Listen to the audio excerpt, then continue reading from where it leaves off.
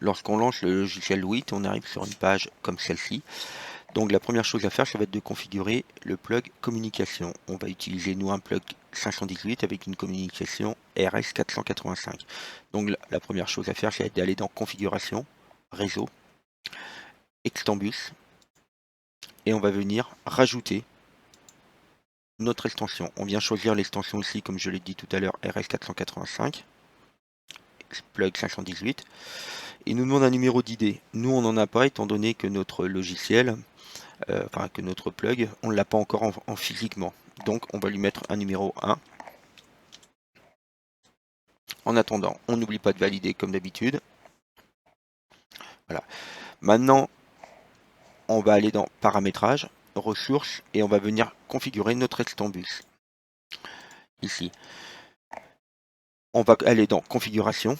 On va commencer par choisir l'embase. Nous, on utilise des embases 303. On valide. Ensuite, on va intervenir sur le plug power, l'alimentation. On va utiliser nous une alimentation 230 volts, donc on va prendre un 510 et on va venir configurer nos différents plugs. Donc le premier c'est le 503 pour nous, le deuxième 511.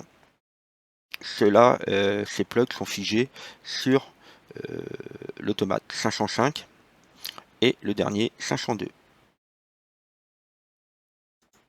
Une fois que j'ai fait cela, je valide. Comme d'habitude, il va falloir qu'on vienne rafraîchir notre automate, enfin notre écran plutôt. Donc paramètres, ressources. Ici on a le plug 01. Je n'aime pas cet intitulé, donc moi je préfère mettre plug 503 qui correspond, on peut le voir ici, à son numéro. Et je valide. Et si on rafraîchit l'écran, on va voir que plug 503 pareil. Ce que je vous demande maintenant, c'est de faire la même chose pour les autres. Et on se revoit pour une autre vidéo.